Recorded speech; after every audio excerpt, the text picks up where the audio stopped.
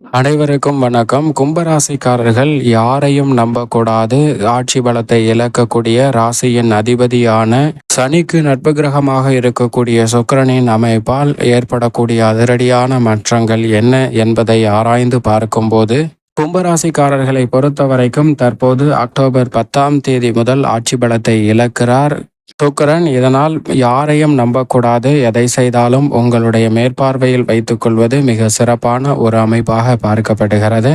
முழுமையாக மற்றவர்களை நம்பினால் ஏமாற்றத்தையும் எதிர்பாராத சில சிரமத்தையும் சந்திக்க வேண்டிடும். ஆனால் அதே வேளையில் தற்போது தொழில் ஸ்தானத்தில் நுழைவதால் எதிர்பாராத சில நல்ல வாய்ப்புகளும் இந்த தருணத்தில் நிச்சயமாக உண்டு. 4 மற்றும் 9ஆம் இடத்தின் அதிபதியாக இருக்கக்கூடிய சுக்கிரன் 9ஆம் இடமான பாக்கியஸ்தானத்தில் ஆட்சி பலத்தை இழந்து கர்மஸ்தானத்திற்குள் நுழைந்திருப்பதால் தொழில் மற்றும் உத்தியோகம் சார்ந்த பணிகளில் அதீத கவனம் நிச்சயமாக தேவைப்படுகிறது. உங்களது தனிப்பட்ட விஷயங்களை மற்றவர்களிடம் பகிர்வதால் அதிக சிரமங்களை சந்திப்பதற்கான சூழல் நிச்சயமாக இந்த தருணத்தில் உண்டு. எனவே இந்த வேளையில் அதிக கவனத்துடனும் விழிப்புணர்வுடனும் நிச்சயமாக கும்பராசிக்காரர்கள் செயல்பட்டாக வேண்டும். அதிலும் குறிப்பாக உடன் பிறந்தவர்களாக இருக்கலாம், உறவினர்கள், உற்றார் உறவினர் என யாராக இருந்தாலும் கவனம் நிச்சயமாக தேவை. நண்பர்கள், கொலிக் என்று சொல்லக்கூடிய வேலை பார்க்கும் இடத்தில் அறிமுகமானவர்கள், தொழில் ரீதியாக தெரிந்தவர்கள் என யாராக இருந்தாலும் அவர்களிடம் சற்று கூடுதல் கவனத்துடன் இருக்க வேண்டும். ஏன் தாய் தந்தையராக இருந்தாலும் சரி, பெற்ற பிள்ளைகளாக இருந்தாலும் சரி, கூடுதல் கவனமும் விழிப்புணர்வும் மிக முக்கியமாக இந்த தருணத்தில் நிச்சயமாக தேவை. ஏனென்றால் இந்த வேளையில் பல சிரமங்களை தொழில் ஸ்தானத்திற்குள் நுழையக்கூடிய சுக்கிரனால் சந்திப்பதற்கான வாய்ப்பும் உண்டு. ஏனென்றால் சுபத்துவ பாதையில் கர்மஸ்தானத்தில் நுழையும் போது அவ்வளவு சிறப்பான நன்மையை நிச்சயமாக ஏற்படுத்தி கொடுக்க மாட்டாருங்க. இந்த யாரையும் நம்பக்கூடாத பட்டியல் தாய் தந்தையர் எப்படி இடம்பெற்றார்கள் என்ற கேள்வி மனதில் எழலாம். அதற்கான பதில் 2க்கும் மேற்பட்ட குழந்தைகள் பெற்றவர்களிடம் சென்று கேளுங்கள். அவர்களிடம் கேட்டால் அவர்களுடைய தாய் தந்தையருடைய உண்மையான நிலையின் பதிலை நீங்கள் அறிந்து கொள்ளலாம் என்பது யதார்த்தமான உண்மையாக பார்க்கப்படுகிறது. அதோடு மட்டுமல்லாது இதுபோன்ற சிரமங்களையும் தங்களுடைய வாழ்வில் சந்திக்கலாம். எனக்கு மட்டும் ஏன் இவ்வளவு சிரமம், வேதனை, அவமானம், சிக்கல் என அப்படி பல்வேறு வகையான மன வருத்தத்தில் இருந்தாலும் அவற்றில் நல்ல மாறுதல் நிச்சயமாக கிடைக்கும். யாரையும் முழுமையாக நம்பாமல் இருந்தாலே போதும். நல்ல மாறுதலை நிச்சயமாக நிறைவாக சந்திக்க முடியும். மற்றவர்களின் ஆலோசனையை கேட்க வேண்டாம் என்று சொல்லவில்லை. ஆலோசனையாக வைத்துக் கொள்ளுங்கள். முடிவெடுப்பது நீங்களாக இருந்தால் மட்டும்தான் நல்ல பலனை பெற்றுத்தரும். உதாரணமாக, ஒரு நபர் இருக்கிறார். அவர் தன்னுடைய குடும்பத்துடன் சுற்றுலா செல்வதற்காக முயற்சி செய்கிறார். அதற்காக ஒரு பேருந்தை புக் பண்ணுகிறார். அந்த இடமானது மலையின் உச்சியாக இருக்கிறது. மலையின் உச்சியில் அவர் தங்குவதற்காக ஒரு விடுதி உள்ளது. அந்த விடுதிக்கு இரவு நேரத்தில் பயணத்தை மேற்கொண்டு அங்கு ஓய்வெடுத்ததற்கு பிறகு அதிகாலையில் எழுந்து மலையின் அழகை ரசிக்கலாம் என்று திட்டமிடுகிறார். அப்படி திட்டமிட்ட நபர் அந்த சுற்றுலாவை செல்வதற்காக புறப்பட்டு செல்கின்றனர். அந்த பேருந்தும் மலை மீது ஏறி செல்கிறது.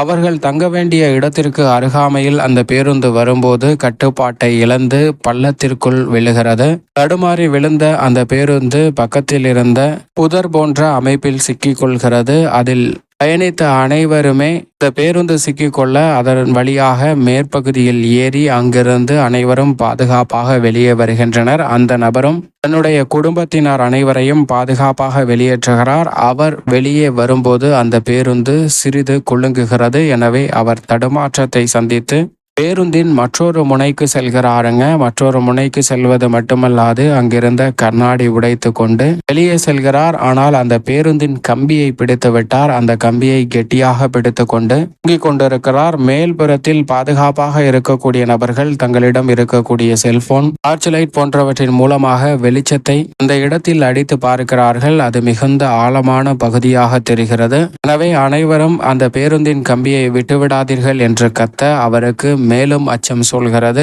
ஏற்கனவே இறந்து விடுவோமோ என்ற பயத்தில் இருக்கக்கூடிய அந்த நபருக்கு கையை விட்டால் அவ்வளவுதான் என்று அனைவரும் சொல்வதை கேட்டவுடன் மேலும் அச்சம் சூழ்கிறது. அதனால் இரவு முழுக்க அந்த கம்பியை பிடித்து கொண்டே தொங்கிக் கொண்டிருக்கிறார். பேருந்தும் கீழே விழவில்லை.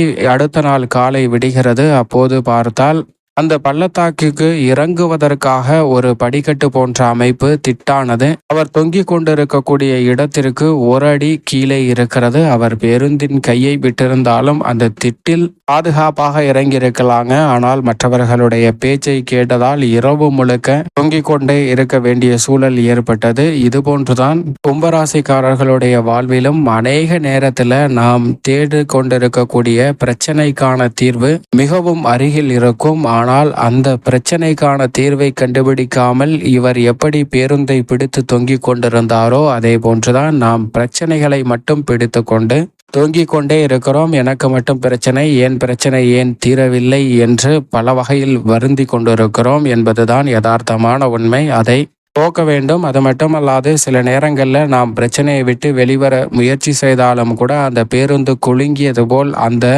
பிரச்சனைகள் நம்மளுடைய வாழ்க்கையை விட்டு விலகாமல் துரத்தி கொண்டே வரும். ஆனால் எப்பேற்பட்ட பிரச்சனையாக இருந்தாலும் அதற்கான தீர்வு நிச்சயம் எளிதாக தான் இருக்கும். அதை மேற்கொண்டாலே போதும், வாழ்க்கை மகிழ்ச்சியாக அமைவதற்கான சூழல் நிச்சயமாக கும்பராசிக்காரர்களுக்கு கிடைக்கும். அதிலும் இந்த வேளையில் சுபத்துப பாதையில் கர்மஸ்தானத்திற்குள் நுழைவதால் அதிக கவனம் நிச்சயமாக தேவை. அதோடு மட்டுமல்லாது கர்மஸ்தானத்தில் நுழைந்த சுக்கிரன் 4ஆம் இடமாகிய அர்த்தாஷ்டகஸ்தானம் சுகஸ்தானத்தை 7ஆம் பார்வையால் பார்க்கிறாருங்க. எனவே இந்த தருணத்தில் திருமணம் உள்ளிட்ட பல்வேறு வகையான சுப நிகழ்வுகள் 7.5 சனியின் நடுப்பகுதியாக இருந்தாலும் கைகூடுவதற்கான யோகம் நிச்சயமாக உண்டு. தேவையற்ற கவலைகளை நிச்சயமாக மறப்பதற்குரிய வகையில் நல்ல மாற்றங்கள் சந்திப்பதற்கான வாய்ப்பை உருவாக்கி கொடுக்கிறாருங்க. மற்றவர்களுடைய பேச்சை நிச்சயமாக முழுமையாக நம்ப வேண்டாம். அதில் உள்நோக்கம் இருப்பதற்கான சாத்தியக்கூறுகள் உண்டு என்பதையும் திட்டவட்டமாக உறுதிப்படுத்துகிறார். உத்தியோக ரீதியாக சக பணியாளர்களுடன் சற்று கவனத்துடன் இருக்க வேண்டும். உங்களுடைய தனிப்பட்ட விஷயங்களை நிச்சயம் பகிர வேண்டாம். தொழில்துறையில் உங்களது திறமைக்கேற்ற நல்ல வாய்ப்பும் முன்னேற்றமும் லாபமும் நிறைவாக கிடைக்கும். கடுமையாக பாடுபட்ட உங்களுக்கு நியாயமற்ற போட்டிகள் நிச்சயமாக விலகும். எதிர்பார்க்கக்கூடிய நல்ல வாய்ப்புகள் இந்த தருணத்தில் தொழில்துறையில் விஸ்தரிப்பு திட்டங்களை விரிவுபடுத்துதல் உள்ளிட்ட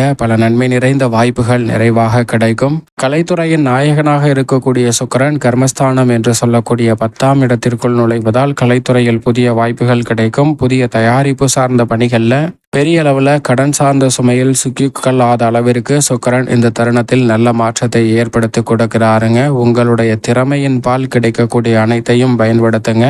இவர் வாய்ப்பு வாங்கி தருகிறார், அவர் வாய்ப்பு வாங்கி தருகிறார் என்றால் நிச்சயமாக ஏமாற்றப்படுவதற்கான சாத்தியக்கூறுகள் அதிகமாக உண்டு. விழிப்புணர்வுடன் இருங்க. அரசியல் சார்ந்த பணிகளில் சில எதிர்பாராத அதிரடியான மாற்றங்கள் இந்த தருணத்தில் நிச்சயமாக வரும். மாணவர்களின் கல்வியில் நல்ல முன்னேற்றம் 7.5 சனியின் நடுப்பகுதியாக இருந்தாலும் உண்டு. விவசாயம் சார்ந்த பணிகளில் நல்ல பலன் கிடைக்கும். ஆனால் பழைய கடன்கள் சார்ந்த தொல்லைகள் பெரிய அளவில் பாதிக்காமல் நன்மையை கொடுக்காமலும் இருக்கக்கூடிய சூழல் உண்டு. பெண்மணிகளை பொறுத்த வரைக்கும் இந்த தருணத்தில் நல்ல முன்னேற்றத்திற்கான வாய்ப்பை சுக்கிரன் நிச்சயமாக உருவாக்கி கொடுப்பார். ஆனால் மற்றவர்களிடம் பழகும் போது எச்சரிக்கையாக இருப்பது நல்லது.